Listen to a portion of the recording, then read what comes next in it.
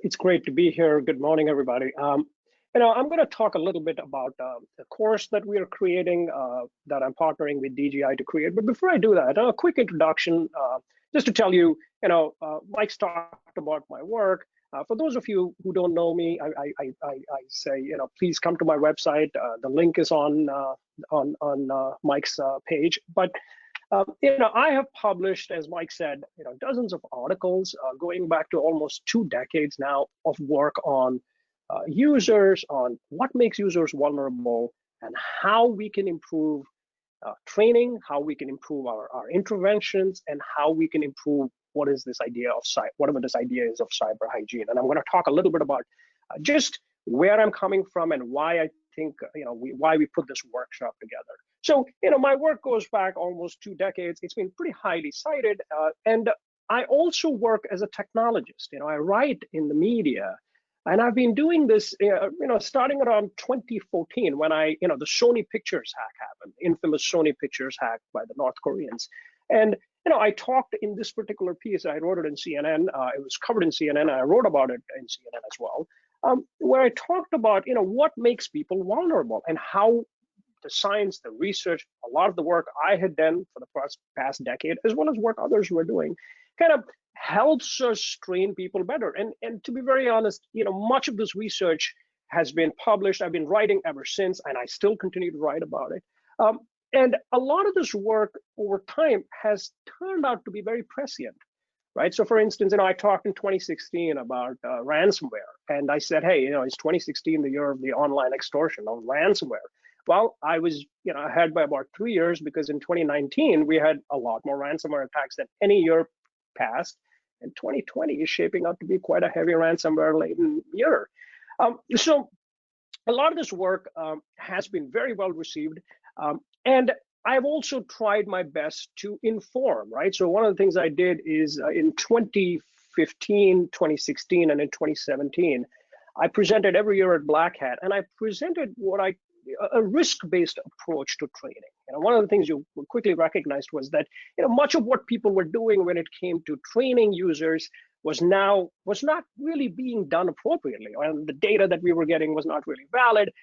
It was kind of shoddy methods that we were using, but people were doing it regardless. And now one of the things that has happened is we have these new initiatives like CDM that's incorporating a lot of this data. So if you're in federal government right now, many of you are done mandated training. There's training fatigue that is coming in. It's the same thing coming repeatedly and repeatedly and repeatedly, and a lot of it fails.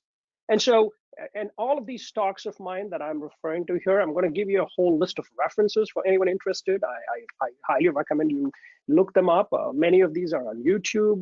There's the slides, there's the white paper, my models, what I've done. Every part of this is out there, but it explains why security training as we do it is insufficient, why it fails, and more importantly, how we can make it better, right? So some of the things I've been calling for over the years is what I like to call an evidence-based training and risk mitigation process, something that's analogous to medical science, where we take the patient's pulse and we do a diagnostic. Right? And the reason we need to do it is because what we are doing right now is the opposite of it, right? We're coming in saying we know what the problem is and we're going to come in and treat it. On the other hand, what that ends up doing is it gives us a lot of data that's not really reliable, and it's of questionable validity. And I've got models, I've got a risk index and a process for doing this. I've also developed this idea of cyber hygiene, right? So it's everyone out there wants to improve cyber hygiene, create a culture of cyber hygiene. But when you really get down to the bottom of it, and if you're in IT and you're in charge of developing and creating cyber hygiene, the question you've probably asked yourself, and I know you have because I've talked to a lot of people out there who are doing this, is beyond password hygiene or having long passwords or tying down your Wi-Fi system, locking it down, what is cyber hygiene? And more importantly, how do you know you got it? When do you know you got it? And if you don't know whether you got it, you don't know whether you had enough of it, how are you going to build this? So it's literally asking IT to do something that they can measure, that they can see, that they don't know when it's happened. And so it's very hard to do this. And you're all being held responsible over time. as every user is, when you don't get cyber hygiene. So these are real issues out there. And these have been issues I've been talking about for a decade. I've been presenting about for close to a decade. A lot of this is out there. And if you want evidence of how important this is, recently, there was something called a fish scale that 3 people from NIST developed. And for those of you who have read the paper, and for those of you who've seen, they've done a press release on this as well. The fish scale is built on some of the work that I have done, my students have done over the years. And in a sense, it comes up to the same 3 conclusions: that security training is not adequate, that fish testing is rather crude, that the data are not reliable and questionable, and they have a model that essentially replicates my model. And so what we're getting here is multiple lines of evidence from my own work. And if you don't trust that, evidence from NIST, everyone's saying, hey, we can do this differently. We need to do this differently. We can do this better, and that there is a way to do it. And how do we do this? I mean, this is what Mike and I started talking about. And I said, no, we want to make cyber hygiene accessible to everyone. We want to create a culture of cyber hygiene. How do we do this? How do we make security training evidence-based? Is it enough to just say, hey, people fell for a phishing attack or a phishing test? How do we know that data is valid? And what else do we know by doing this? And how can we do this better? And how can we do this in a manner in which we don't need to constantly do these phishing tests just to do it, or to just keep doing it such that the user is fatigued, which is the exact opposite of what you're trying to do. So what we did, Mike and I decided to put together a training program, a training class, a half-a-day program. And we're hoping to do this in February. It's going to be a half-a-day workshop. And in this workshop, what I'm going to talk about is how do we create cyber hygiene, and how do we do this on an evidence-based basis? Where does the fish scale fit in this, the NIST fish scale? Where does the V-tribe, which is essentially an advanced version of the fish scale, how does that fit into this?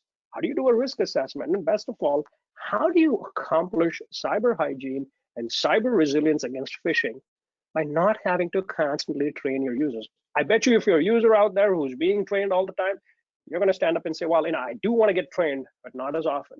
If you're an IT guy out there, you're probably saying, hey, you know what? I would love to know how to train more effectively, because we all want to solve this problem. How do we do this? That's what this course is about. So, I have a whole list of references, which I provided to Mike. We're going to have this up on the website, DGI's website. This is going to be a great class. It's one of its kind.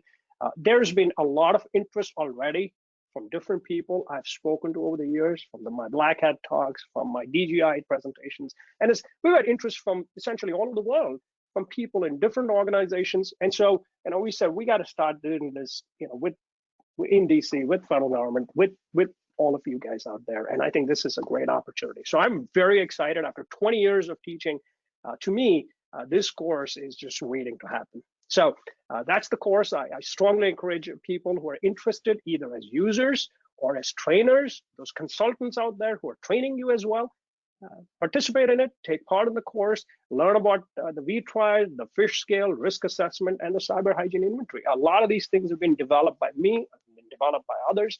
It's the cutting edge science of users. Hey, it's gonna be just like medicine. It's gonna work. So that's the course. Mike, over to you. Okay. Thank you, Arun. Thank you for giving an overview on that. And again, as he mentioned, when he spoke a few years ago, the thing that struck me the most was after his keynote presentation, the amount of people coming to him and questioning him, hey, we're already doing this, and or questioning, some of the other things. So Arun and I have been talking about this for 2-3 years, and I'm very excited to put this forth. It's going to be a virtual program on February 4th. So thank you for